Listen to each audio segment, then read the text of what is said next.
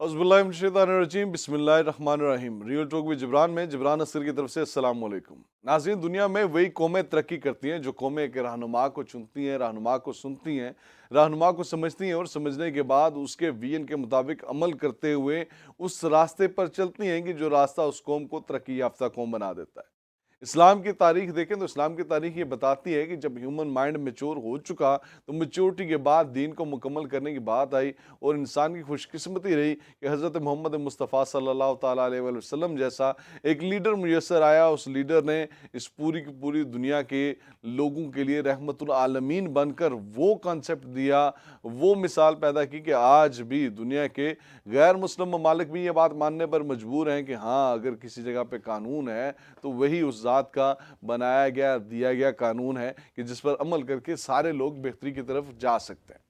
लेकिन क्या वजह, जब दुनिया सारी इन चीज़ों पर अमल करने के बाद अमरीकी सुप्रीम कोर्ट हो, दुनिया के दीगर इदारे हों, कानून उम्र वहाँ पर उसकी तख्तियाँ लगाई जाती हैं कि यहाँ पे कानून उम्र लागू होता है, तो क्या वजह है कि पाकिस्तान में ऐसा मुमकिन नहीं हो सका? मतलब था पाकिस्तान का मतलब क्या? ला इलाहा इल्लल्लाह। तो क्या वजह है कि हमने अपने रहनुमाओं का वो रस्सी पकड़ी नहीं उस तरह से जिस तरह से हमें पकड़नी चाहिए थी। इन तमाम इश्यूज़ पे बात करेंगे। आज हमारे साथ मौजूद होंगे पीर सुल्तान फ़याज़ुल हसन सरवरी कादरी साहब। पीर साहब, बहुत शुक्रिया आपको वक़्त देने के लिए। चेयरमैन तकबीर टीवी भी हैं और सुल्तान बाहू ट्रस्ट इंटरनेशनल के सरपरस्त भी हैं। पीर साहब, आपको बहुत शुक्रिया वक़्त देने के लिए। मैं अपने सवाल का आगाज़ सिर्फ इस बात से करूँगा कि जिस मुसलमान कौम ने दुनिया को लीड करना था, क्या वजह है कि आज उसके लीडरान खुद इतनी माशरे में इतनी ज़्यादा नफ़रतें फैलाने का बायस बन चुके हैं कि पाकिस्तान जैसा ला इलाहा इल्लल्लाह के मकसद पर बनने वाला मुल्क भी हम पुरअमन नहीं रहा अनफॉर्चुनेटली।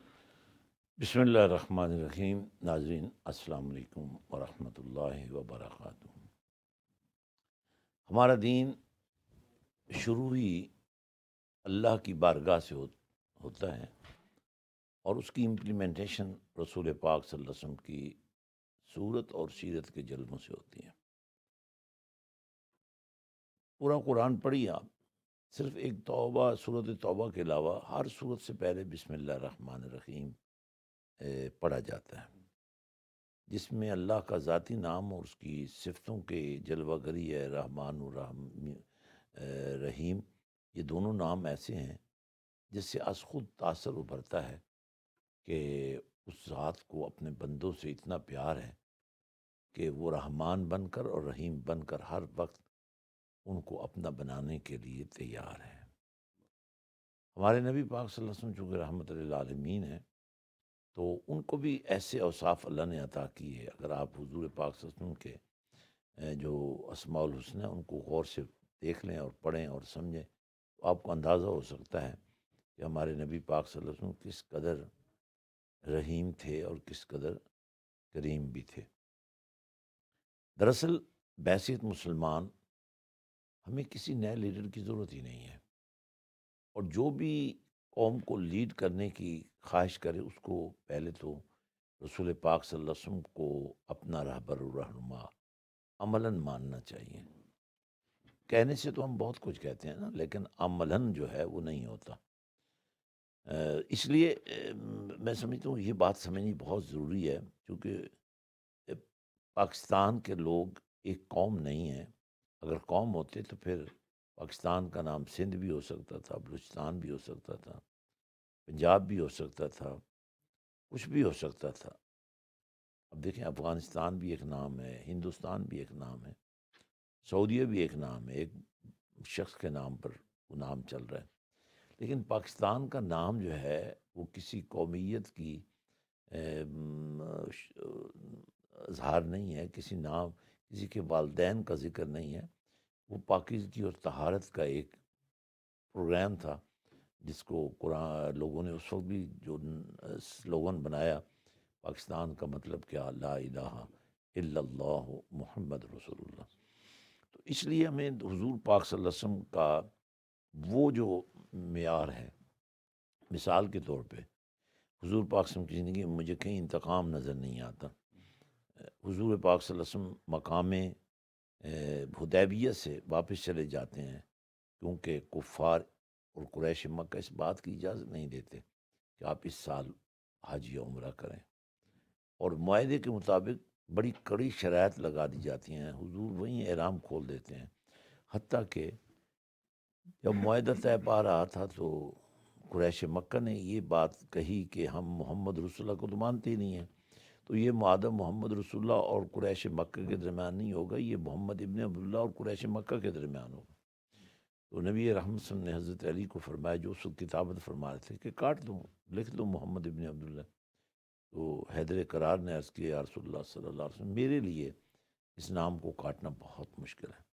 حضور پاک صلی اللہ علیہ وسلم نے حکمت کے تقاضوں کو پورا کرتے ہوئے وہ پیپر لیا، اس کو محمد رسول اللہ کاٹا اور محمد ابن عبداللہ لکھ لیے۔ اور پھر چند سال کے بعد جب آپ فاتح مکے بن کر حرم اقدس کی سرزمین پر جلوہ گر ہوئے تو اس وقت کیفیت کیا تھی؟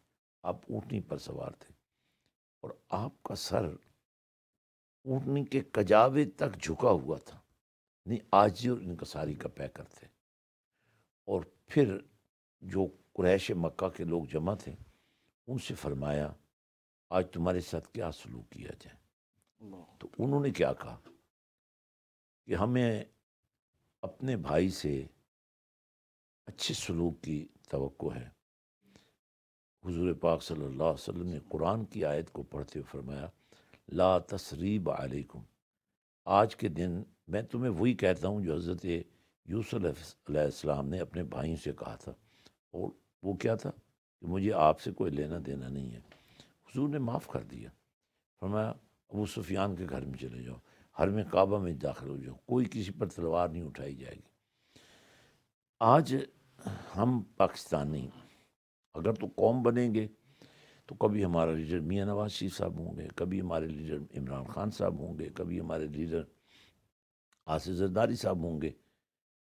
اب نہ یہ اوتار ہیں نہ یہ اوتاد ہیں، اب جیسے اور مجھ جیسے انسان ہیں، اور 100 غلطیاں ان سے بھی ہوتی ہوں گی۔ اور پھر انتقام کی جو صورتحال ہم کرتے ہیں، انتقام میں ہم اندھے ہو جاتے ہیں۔ میں بجائے صرف نشاندہی کروں کہ کون انتقام کی آگ میں جل رہا ہے اور کس کو جلایا جا رہا ہے، ہر دور میں ایسا ہوا ہے، ہر دور میں انتقام دیا گیا ہے۔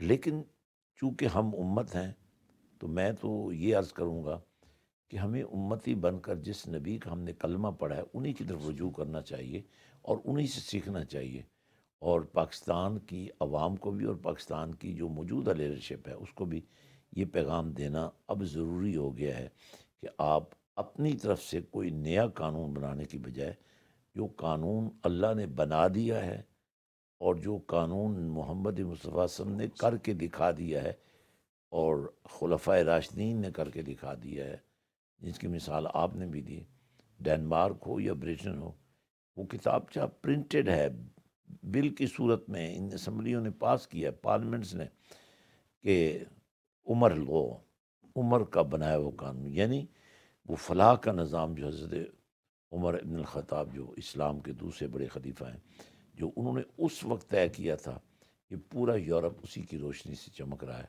اور انہوں نے باقاعدہ لکھتا ہے، دس law has been derived from the second Khalif of Islam، عمر بن الخطاب۔ تو یہ دنیا مثال دیتی ہے کہ یہ قانون اسلام کے دوسرے خلیفہ کی طرف سے ڈرائیو کیا گیا اور یہ آج پوری دنیا میں امپلیمنٹ کیا جا رہا ہے۔ اب جو بات کی گئی کہ دین کا آغاز تھا، اس کے بعد انتقام کی بات کی گئی، انتقام سے کس حد تک منع ہونا تھا، پھر کہا گیا کہ معاہدات کیے گئے، حکمت عملی کے تحت معاہدات کیے گئے، اور جب طاقت آ گئی تو طاقت میں آ کے عاجزی کا استعمال کیا۔ لیکن انفارچونیٹلی جب پاکستان کے حالات دیکھتے ہیں تو ہمیں نظر آتا ہے کہ طاقتور جس وقت طاقت میں ہوتا ہے تو اس کو کوئی نظر نہیں آتا کہ سامنے کیا ہو رہا ہے۔ وہ اخلاقی معیار سے گرنا، قانونی معیار سے گرنا، آئینی معیار سے گرنا تو ایک طرف، بلکہ وہ اسلام کے بنائے ہوئے مینار سے بھی گر جاتے ہیں، معیار سے بھی گر جاتے ہیں، اور اسلام کے معیار سے گرنے کے بعد اگر سمجھتے ہیں کہ اس لا الہ الا اللہ محمد رسول اللہ کے بننے والے ملک میں کوئی تبدیلی آ سکتی ہے تو یقین جانے بہت مشکل ہے۔ میں دوسرے سوال کی طرف آؤں گا کہ ہمیشہ یہ کہا جاتا ہے کہ جو سوال ہے وہ آدھا علم ہے۔ پاکستان میں سوال کرنے پر آپ پہ غداری کے فتوے آتے ہیں۔ اب کیا وجہ ہے کہ ایک تو سوال کرنے والوں کو سوال کرنے کی اجازت نہیں ہے، اور دوسرا یہ کہ بہتان، کتنا سخت حکم ہے بہتان لگانے کے بارے میں، اور کیا وجہ کہ سیاسی جماعتیں ایک دوسرے بہتان لگا لیتی ہیں لیکن اینڈ پہ کمپرومائز کر جاتے ہیں. لیکن جو 22-25 کروڑ عوام ہے، وہ چاہے برطانیہ میں ہو، چاہے دنیا کے کسی ملک میں ہو یا پاکستان میں ہو، وہ آپس میں اسی طرح سے اسی بہتان پہ ایک دوسرے کو گالم گلوچ کرتے رہتے ہیں. گزارش یہ ہے کہ سوال کرنے والے کو بھی پتہ ہونا چاہیے کہ میں سوال کیا کروں. ہم جب کسی جسٹس کے اداروں کے سربراہ جو ہیں وہی باعث ہو جائیں، سیاسی رہنما باعث ہو جائیں، اور جو بھی اتھارٹیز ہیں، ادارے ہیں، وہ باعث ہو جائیں، تو ان سے سوال جب کیا جائے گا یا وہ کسی سے سوال کریں گے تو اس کا جواب اس طرح نہیں دیا جائے گا جو جواب بنتا ہے. سوال کرنے والے کا معیار کیا ہے، کرائیٹیریا کیا ہے. دیکھیں، سوالات تو اٹھائے جاتے تھے، نبوت پر بھی اٹھائے جاتے تھے. اب ذرا غور فرمائیں، جب ام المومنین سیدہ عائشہ الصدیقہ رضی اللہ تعالیٰ عنہا کا ہار گم ہوا تو کیا کیا بہتان نہیں باندھے گئے، کیا کیا رنج و علم خاندان رسول کو نہیں پہنچایا گیا. لیکن اللہ کے نبی صلی اللہ علیہ وسلم نے خود فیصلہ نہیں دیا. حالانکہ نبی نہ صرف صاحب اختیار ہوتا ہے، صاحب خبر بھی ہوتا ہے، صاحب حال بھی ہوتا ہے، اور صاحب کال بھی ہوتا ہے. حضور نے اللہ کے حکم کا انتظار کیا تا وقت کہ پوری صورت نور کی صورت میں نازل کی گئی اور سیدہ کی بے گناہی اور ان کی عصمت کی حفاظت کو بیان کیا گیا. تو اب صورتحال یہ ہے کہ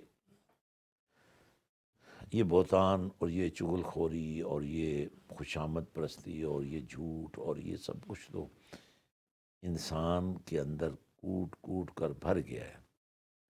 حالانکہ بائی نیچر مسلمان ایسا نہیں ہوتا، یہ بائی ہیبٹ ہوتا ہے.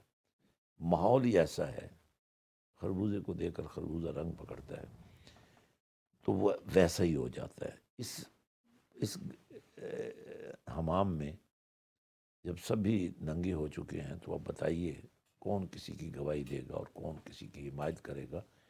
یہ سب کچھ آج صرف نہیں ہو رہا، یہ پہلے بھی ہوتا رہا ہے.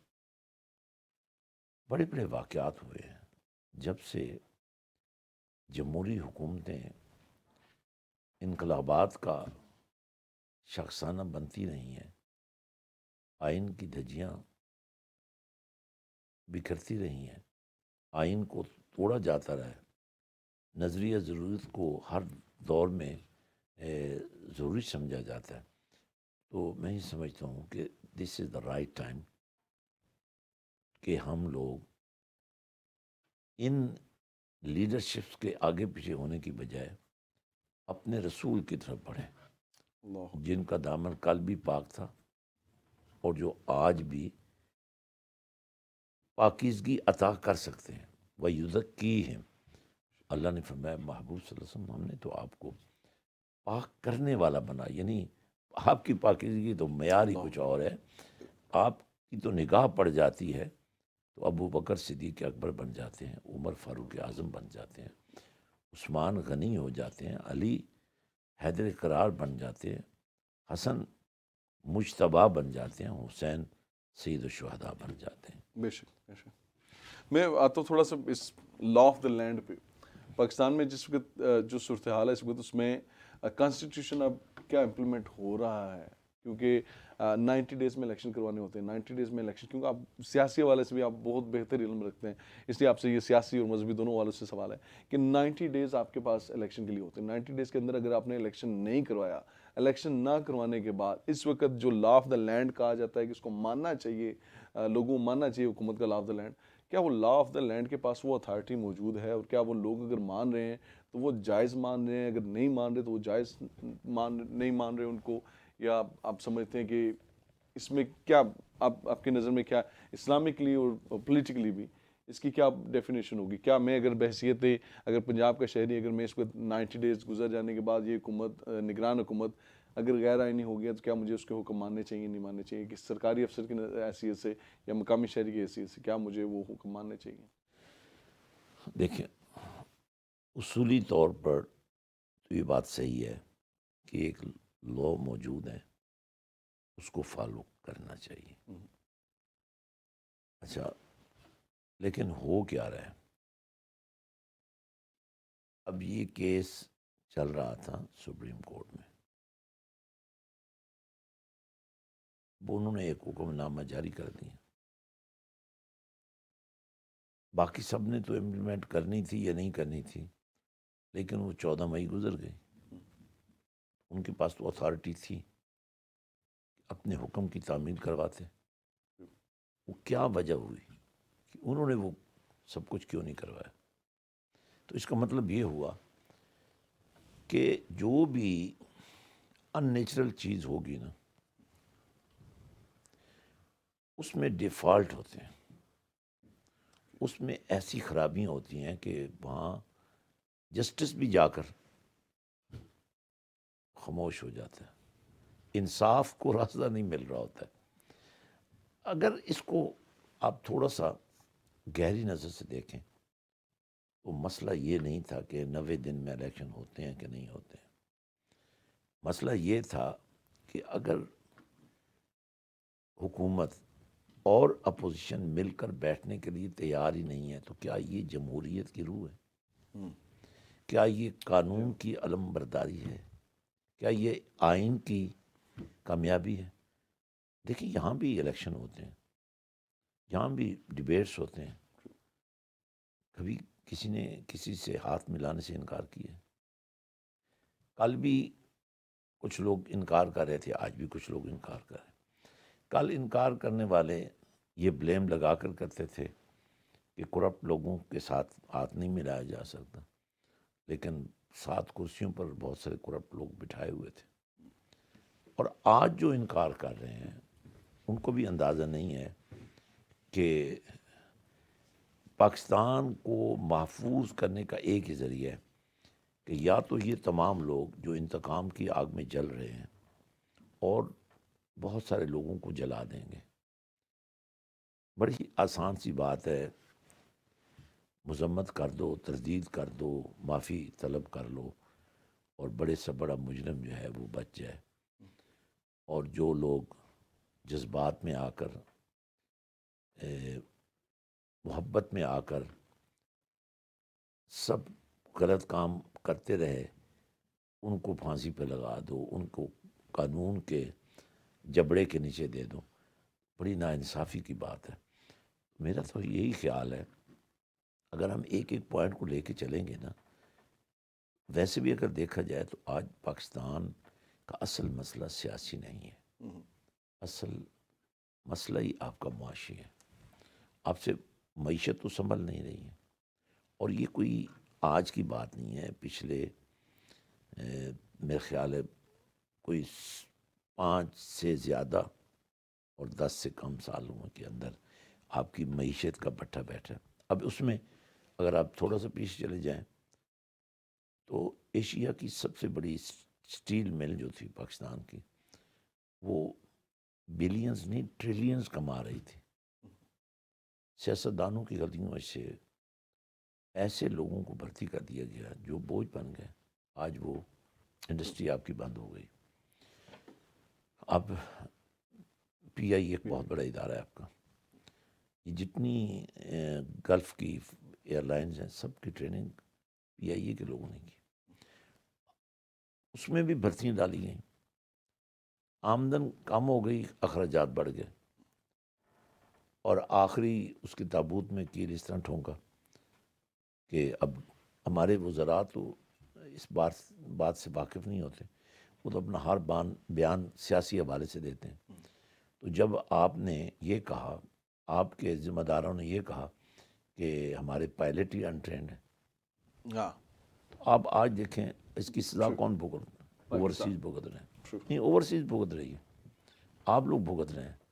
آپ کو گلف کی فلائٹوں میں جانا پڑتا ہے، دھکے کھانے پڑتے ہیں، آپ کی فیملیاں پریشان ہوتی ہیں. جب پی آئی اے چلتی تھی، جیسی بھی تھی، یہاں سے ڈائریکٹ اسلام آباد جاتے تھے، یہاں سے ڈائریکٹ لاہور جاتے تھے. اب یہ چھوٹی چھوٹی غلطیاں، اب کسی ایک بندے نے یہ بیان دیا لیکن پورا ادارہ بیٹھ گیا، اور پھر اس پر آج تک کوئی باز پرس نہیں ہوئی. نہ اس دور کے لوگوں نے کہا نہ آج کوئی اس سوال کو اٹھا رہا ہے. ہو سکتا ہے اس سوال کو اٹھانے پر ان میں سے ہی کتنے پھنس جائیں. ہاں ہر بندہ اپنی جان بچانے کی فکر میں. تو ہمیں سب سے پہلے یا موجودہ سیاست نام نہاد جمہوریت اور وہ قانون جس کو ہم نے اتنا بگاڑ دیا کہ وہ قانون ہی نہیں رہا, آئین کی شکل بگاڑ دی ہے, ان سب سے جان چھڑا کر ایک ایسا طریقہ کار اختیار کرنا ہوگا کہ یہ جو انتقام کی آگے بجھ جائے, یہ بدلہ جو ہے ختم ہو جائے. ویسے اجازت ہے, شریعت نے اجازت دی ہے کہ آپ بدلہ لے سکتے ہیں, لیکن کان کے بدلے میں دو کان نہیں, ہاں ایک ہاتھ کے بدلے میں دو ہاتھ دو نہیں. ہاتھ نہیں, بے شک. لیکن اس میں بھی پھر بھلائی کے لیے کیا کہا گیا, تم بدلہ لے سکتے ہو لیکن اگر تم اللہ پر چھوڑ دو تو اللہ سے بہتر بدلہ لینے والا کوئی نہیں ہے. اللہ اکبر, بے شک. آج کا پاکستان, میرے خیال ہم سیاستدانوں سے اگر یہ کہیں کہ جس طرح وہ ظاہر تحریک انصاف کو چھوڑ رہے ہیں, بہت سارے لوگوں نے کہا کہ ہم سیاست میں ہی نہیں آئیں گے. میں سمجھتا ہوں سب کو ایسے ہی کہنا چاہیے, صرف تحریک انصاف کو نہیں کہنا چاہیے. اس سے پہلے والوں کو بھی معافی مانگ لینا چاہیے اللہ سے, اور کہہ دینا چاہیے کہ ہم سیاست کرنے کے قابل نہیں ہیں. سیاست کرنے کے قابل نہیں.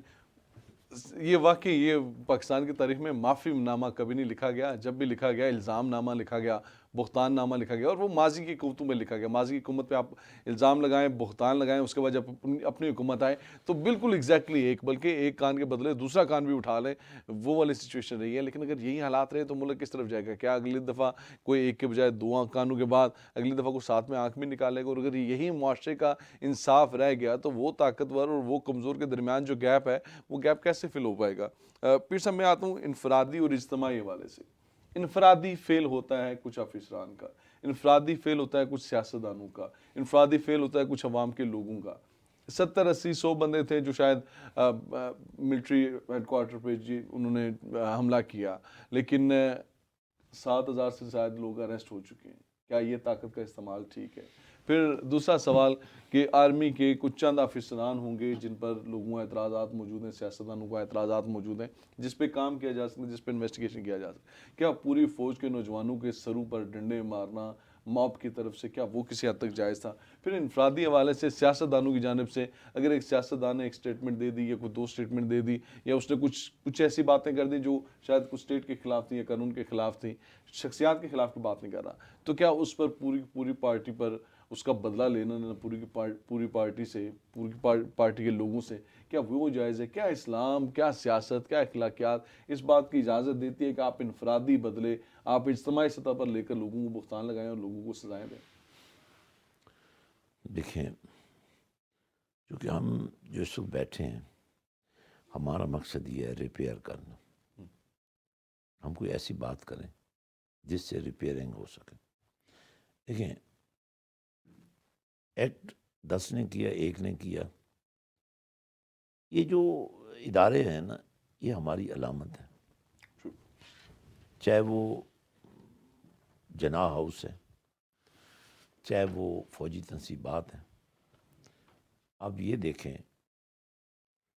کہ اس کے بعد انڈیا نے میڈیا کو کس حوالے سے لیا ہے. انڈیا کے میڈیا نے آپ کے اوپر جو کچھ کہا ہے, میرا تو خیال ہے میں اس کو سمجھنا چاہیے. اور یہ آپ کو بالکل یہ بات ذہن میں رکھنی چاہیے کہ انڈیا ایک ایسا آپ کا ہمسایہ ہے جو دوستی میں تو بے مثال کبھی نہیں رہا, دشمنی میں ہمیشہ ہی بے مثال رہا ہے.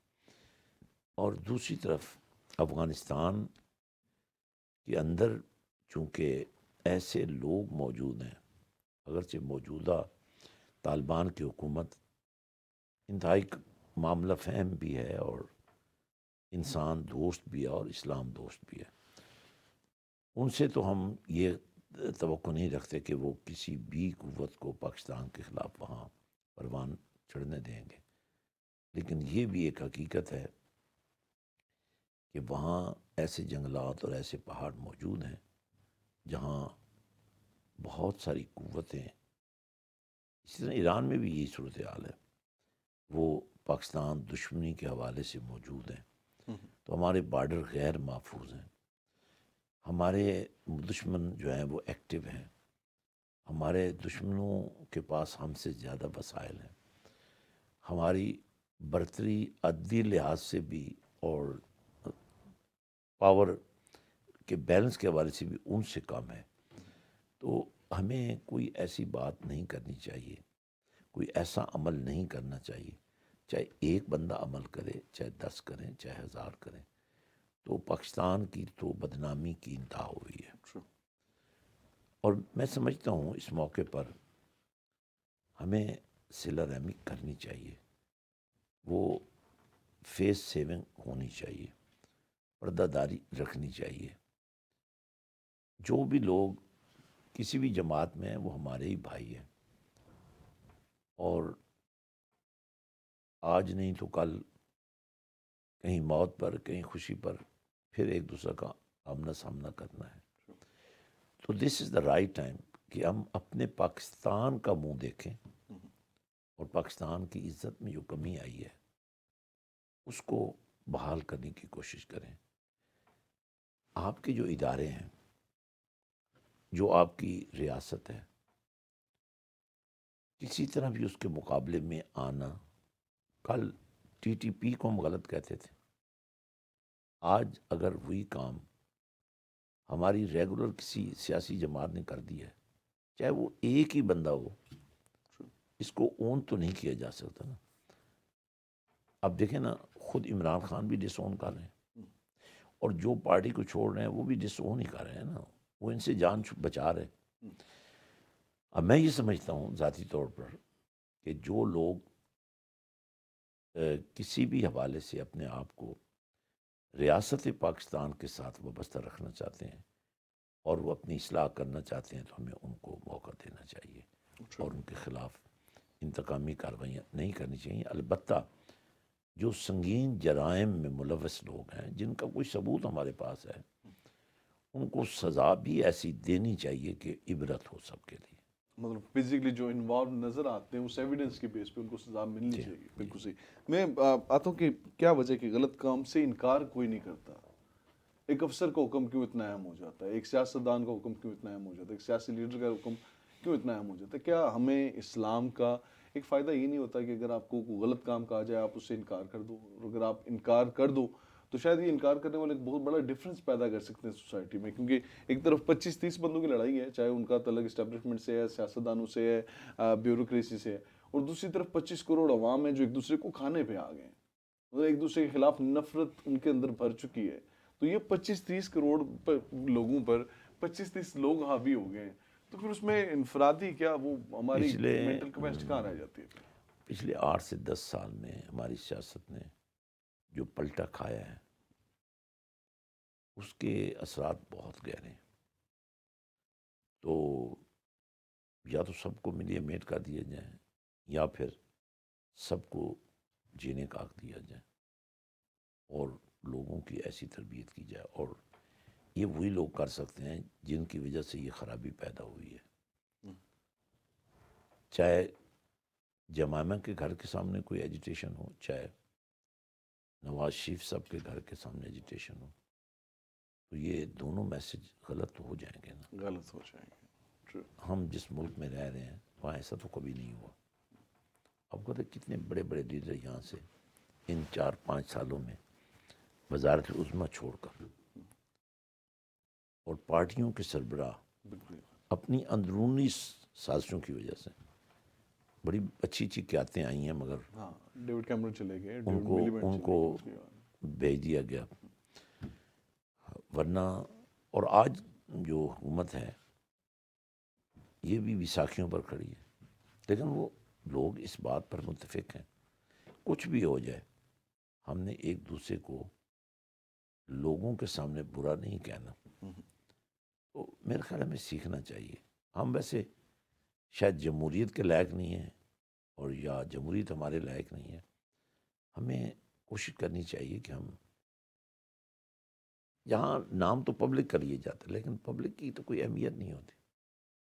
اگر آپ کا ریکمینڈڈ کینڈیڈیٹ جو ہے وہ کسی قوم کا سردار ہے، آپ کا ریکمنڈیشن ثانوی حیثیت رکھے گا، اور اس قوم کا سردار ہونا یا کسی برادری کا سردار ہونا یا وسائل میں برتر ہونا یا لنکس میں، وہ لنکس جوڈیشری کے بھی ہو سکتے ہیں، فوج کے بھی ہو سکتے ہیں، وہ سیاسی نیٹ ورک کے بھی ہو سکتے ہیں.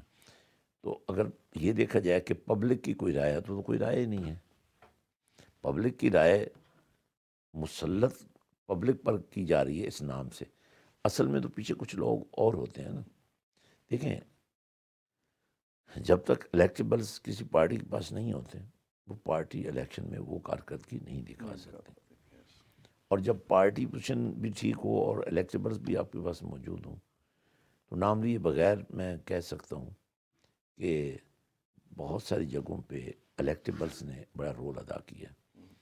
تو اس کو پھر ایک بیانیہ دے کر لوگوں کو گمراہ تو نہیں کرنا چاہیے نا. یہی ہوتا رہا، ہمیشہ یہی ہوتا رہا. اور پھر سب سے بڑی بات یہ ہے کہ پاکستان سے باہر بھی جو قوتیں ہم پر حاوی ہیں، ہم جانے انجانے میں ان کے اعلی کار بن جاتے ہیں. اور جب ہم بالکل گیم سے نکل جاتے ہیں تو پھر ایسے ہی ہوتا ہے، کبھی جھوٹ بول کر، کبھی تہمت لگا کر، کبھی بہتان باندھ کر، اور کبھی جھوٹ بول کر ہم اپنا تحفظ کرنے کی کوشش کرتے ہیں. اور ایک جھوٹ کے بعد دوسرا، دوسرے کے بعد تیسرا، اور پھر ایک لمبی لائن لگ جاتی ہے. جبکہ اس کے مقابلے میں اسلام کا ایک شاندار نظام موجود ہے.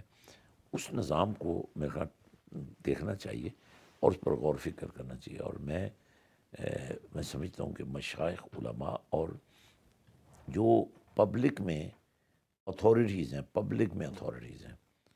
اور اتھارٹیز بھی تقوی اور طہارت کے لحاظ سے، ان لوگوں کو اس گیم میں اب آ جانا چاہیے.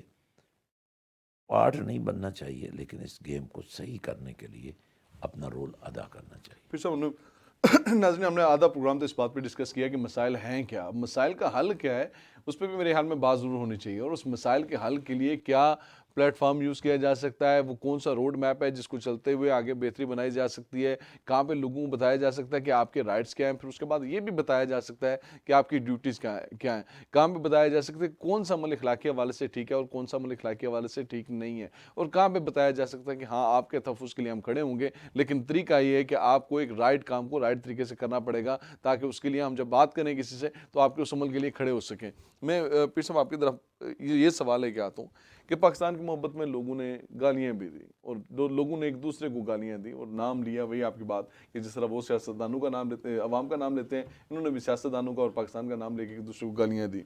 اب برطانیہ میں جو کچھ ہوا، چاہے وہ نواز شریف صاحب کے گھر کے باہر ہو، چاہے جمائمہ خان کے گھر کے باہر ہو، چاہے پاکستانی سفارتخانے کے باہر ہو، اور جس طرح کی لینگویج استعمال کی گئی، جس طرح کی خواتین کی موجودگی میں اور خواتین کی طرف سے بھی جس طرح کی لینگویج استعمال کی گئی، اب اس سارے معاملے کو اس نفرت کی بہت پیک پر لانے میں یقین کریں بہت انٹرسٹ ہے، بہت انٹرٹینمنٹ ہے. میڈیا کے لیے بھی بہت انٹرٹینمنٹ ہے، سیاسی پارٹیوں کے لیے بھی بہت انٹرٹینمنٹ ہے، شاید اسٹیبلشمنٹ کے کچھ لوگوں کے لیے بھی. لیکن آپ وہاں پہ بات کر رہے ہیں کہ اس کو کام ڈاؤن کرنا چاہیے، اس کو ریلیکس کرنا چاہیے، ان چیزوں کو، اس نفرت کو ختم کرنا چاہیے. کیا، کیوں اور کیسے؟ جی ہاں، دیکھیں، ہم اپنی جوڈیشری کو اور خاص کر سپریم کورٹ کو اعلیٰ عدلیہ کا نام دیتے ہیں. میرے خیال ان کو تھوڑا سا اپنے آپ کو صحیح کرنے کی ضرورت ہے. مثال کے طور پہ 14 مئی گزر گئی ہے، ابھی بھی سماعت جاری ہے. True. Generally, yes. دیکھیں، ہمیں کیا کرنا چاہیے. ہماری جوڈیشری کو بہت سارے پہلے انہوں نے وہ جو نوٹس لیے ہیں، اس کو کیا کہتے ہیں، وہ جو chief justice so motor notice. So motor notice, میرے خیال ایک سو موٹر نوٹس ان کو لینا چاہیے کہ آئیں سارے سیاستدان بیٹھے، پچھلی باتوں کو بالکل ایک دفعہ چھوڑ دیں. اس بات پہ بھی ان کی گرفتاری نہ ہو جائے چیف جسٹس صاحب کی، ان کی بھی ضمانت کوئی نہیں لے گا. نہیں، دیکھیں میری بات سنیں، ابھی تک نہیں نہ ہوئی. انہوں نے بہت سارے فیصلے کیے ہیں، سارے فیصلے صحیح بھی نہیں ہوں گے، غلط بھی نہیں ہوں گے، لیکن میرا خیال ہے اگر پاکستان بچانے کے لیے ان کی گرفتاری بھی ہو جائے تو میرے خیال ان کو قربانی دے دینی چاہیے. Very interestingly right. دیکھیں جب ہم یہ بات کریں کہ ہم نے پاکستان کو سیو کرنا ہے، اور جو پاکستان کے لوگ چاہے وہ برطانیہ میں رہ رہے ہیں، چاہے یورپ میں رہ رہے ہیں، چاہے پاکستان میں رہ رہے ہیں، کہیں بھی رہ رہے ہیں، ان کو فیس سیونگ بھی دینی ہے اور جو ٹوٹے ہوئے رشتے ہیں وہ بھی جوڑنے ہیں. تو سب سے پہلے تو چیف جسٹس صاحب سو موٹو لیں اس سے پہلے کہ قانون بدل جائے، اور اگر ایسا ممکن نہیں ہے تو ججز کو اعتماد میں لیں، اور ایک گرینڈ جو ہے بیٹھے بینچ، اس میں ایک بھی بار نہ، سب کو بٹھائیں اور پاکستان کی موجودہ سیاسی کیفیت کو صحیح کرنے میں اپنا رول ادا کریں. اور افواج پاکستان بھی ریاست کا ایک بہت بڑا ستون ہے، اور جس طرح ہماری اسٹیبلشمنٹ نے یہ کہا ہے کہ ہم کسی سیاست میں انوالو نہیں ہوں گے، تو اس کا عملی مظاہرہ یہ ہوگا کہ جو کچھ خراب ہو چکا ہے اس کو صحیح کیا جائے. مجرم تو کوئی بھی ہے، اس کو سزا ملنی چاہیے، True. لیکن وہ اتنی کڑی نہیں ہونی چاہیے کہ اس کو سزا نہ سمجھا جائے، انتقام انتقام سمجھا جائے. صحیح. تھوڑا سا اس میں عوام کو بھی چاہیے، اور خاص کر مشائخ اور علماء کو رول ادا کرنا چاہیے. ہمیں اتحاد امت پر، استحکام پاکستان پر، اور خاص کر جو سب سے بڑا مسئلہ اس وقت دب چکا ہے وہ ہے کشمیر. اس جنگ میں ہم نے کشمیر کو بلا دیا ہے، اور آپ دیکھیں نا اس وقت جو کانفرنس ہو رہی ہے انڈیا کی شے پر، ہمیں امیجیٹلی، اور یہ وہ پوائنٹ ہے جس پر ہم سب جمع ہو سکتے ہیں، کشمیر پاکستان کی شارک ہے. اگر یہ نعرہ صحیح ہے تو ہماری شارک کٹ رہی ہے نا. کشمیر میں اللیگل طریقے سے اس پر جبر کے ساتھ قانونی آئینی تمام معاملات کو سبوتاژ کرتے ہوئے انڈیا حکومت نے اپنا کنٹرول مزید سخت کر دیا، اور وہاں کی عوام کے لیے کوئی راستہ کھلا نہیں چھوڑا. ہم لوگ کشمیر کے محافظ ہیں. ہمیں اگر پاکستان کی کاف کو پاکستان سے نکال دیا جائے، یعنی کشمیر کو نکال دیا جائے، پھر آپ کے پاس کچھ بچتا ہی نہیں ہے. True. تو یہ جو پاکیزگی اور طہارت کا تصور ہے اس کاف سے آ رہا ہے. تو میں سمجھتا ہوں اس وقت ہمیں کشمیر کاس پر لوگوں کو متوجہ کرنا چاہیے، اور ہمیں لوگوں کو لانا چاہیے، اور اس پر کام بھی کرنا چاہیے عملاً. جگہ جگہ کانفرنسیں کرنی چاہیے، جگہ جگہ لوگوں کو اکٹھا کرنا چاہیے، تاکہ لوگوں کو اپنے جذبات کا اظہار کرنے کے لیے پاکستان کی مخالف باتیں کرنے کی بجائے، کسی سیاسی پارٹی کی مخالف باتیں کرنے کی بجائے ساری سیاست کو مرکوز کر دیں. اب انڈیا اور پاکستان کے درمیان میچ ہوتا ہے تو ہمارا سارا دھیان ادھر ہو جاتا ہے. تو یہ جو بڑا میچ ہو رہا ہے کشمیر کا ایشو ہے، یہ سب سے بڑا میچ ہے. ہمیں اپنی توانائیاں کشمیر پر لگانی چاہیے، اور نہ صرف کشمیری لوگ جو کشمیر کے رہنے والے ہیں وہ، بلکہ ہم کمیٹڈ ہیں کشمیر کے ساتھ. اور ہمیں آگے بڑھ کر امیجیٹلی کشمیر پر کانفرنسز کرنی چاہیے، اور پوری پاکستانی سیاست کو کشمیر کی طرف لے جانا چاہیے، کشمیر کے ایشو پر آنا چاہیے. جو احتجاج ہم لوگوں کے گھروں کے سامنے کریں وہ احتجاج ہم برٹش پارلیمنٹ کے سامنے کریں، انڈین پارلیمنٹ کے سامنے کریں، انڈیا کے سفارت خانے کے سامنے کریں، اقوام متحدہ کے سامنے کریں، اور اس کو منظم کریں، اور اس کو مربوط اور محفوظ طریقے سے لوگوں کو موٹیویٹ کریں. آج آپ کا نوجوان چاہے وہ کشمیر کا ہی رہنے والا ہے، اس کو کشمیر کے بارے میں کوئی آگاہی نہیں ہے. یہاں فلسطین کے بارے میں آگاہی ہے. نوجوان کشمیر فلسطین میں جاتے ہیں، اقصی میں جاتے ہیں، وہاں جا کر وہاں لوگوں کی مدد کرتے ہیں، لیکن کشمیر میں کیوں نہیں کچھ ہو رہا؟ تو میرا خیال ہے دا بیسٹ ویز، بڑی اچھی آپشن ہے اس وقت ہم کشمیر پر جمع ہو جائیں، اور میرا خیال ہے حکومت پاکستان بھی اور فوج بھی اور باقی ساری قوتیں بھی کم از کم کشمیر کے ایشو پر یکجا ہو سکتی ہیں۔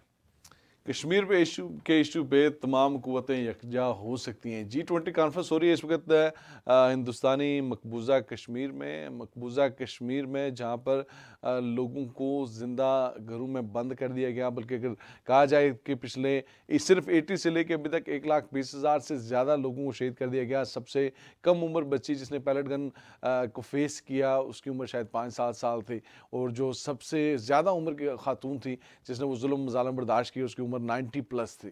اب ایسی حالت میں جس قوم نے اگر مقبوضہ کشمیر کے لیے، کشمیریوں کے لیے کچھ نہ کیا ہو، اس قوم نے کسی اور چیز کے لیے کیا کرنا ہے؟ پاکستان کی فوج کشمیریوں کے لیے کس حد تک ضروری ہے، یہ اگر سیاستدان بہتر طریقے سے سمجھ سکے اس کو انگیج کر سکتے ہیں۔ پاکستان کی حکومت اگر کشمیر کے حوالے سے سنجیدگی لے، وہ اس کو انگیج کر سکتی ہے۔ پاکستان کی اپوزیشن اگر کشمیری کو سنجیدہ لے، اس کو انگیج کر سکتی ہے۔ اور جب یہ ساری پاورز مل کر کشمیر کے لیے یکجا ہو جائیں گی تو پھر یقیناً وہ قوم بھی اس مقصد کے لیے یکجا ہو جائے گی۔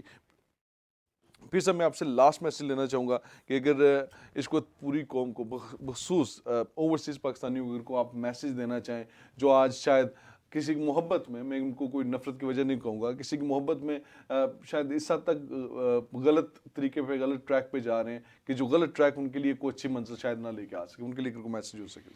دیکھیں، فوج سے ٹکراؤ، اداروں سے ٹکراؤ، اور اس کے اندر پاکستان ریاست سے ٹکراؤ، نہ کل ٹھیک تھا نہ آج ٹھیک ہے۔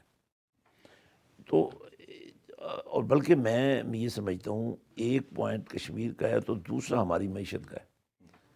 اگر جیسے یہ عید قربانی آ رہی ہے، ہم اپنی قربانی کو رخ پاکستان کی طرف کرتے ہیں۔ پاکستان کی مہنگائی کا آپ کو پتہ ہے، اگر مہنگے جانور ہم خریدیں گے تو وہ بھی غریب پروری ہوگی، اگر وہ گوشت ہم غریبوں کو کھلائیں گے تو وہ بھی غریب پروری ہوگی، اور وہ پیسہ جو پاکستان میں جانور خریدنے میں لگے گا وہ پاکستان کو فارن ایکسچینج بھی ملے گا۔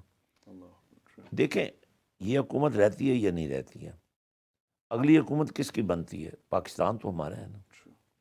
تو میں اوورسیز کو خاص کر اور تمام دینی قوتوں کو خاص کر اور تمام لوگوں کو عمومی طور پر یہ کہنا چاہتا ہوں کہ آج سے پاکستان میں قربانی پروجیکٹ کا آغاز کریں۔ آپ اپنے گاؤں میں کریں، 10 جانور خریدیں، 10-20 لوگ مل جائیں۔ اگر آپ ہمیں ڈیوٹی دیں گے تو ہم آپ کے لیے کریں گے، پورے ملک کے اندر منظم طریقے سے قربانی پروجیکٹ کریں گے۔ ویسے بھی حضرت سلطان بہو ٹرسٹ اور اسلامک ہیلتھ تکبیر ٹی وی اس پروجیکٹ میں ویسے بھی انوالو ہے۔ تو میں یہ سمجھتا ہوں کہ اس وقت پاکستان کی معیشت کو سنبھالنا ضروری ہے۔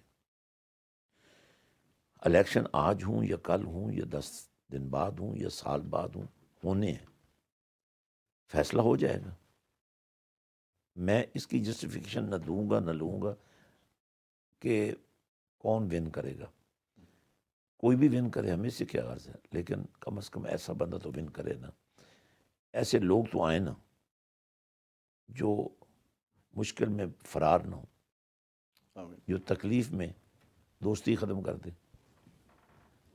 اور خوشی میں وہ حقدار بن جائے۔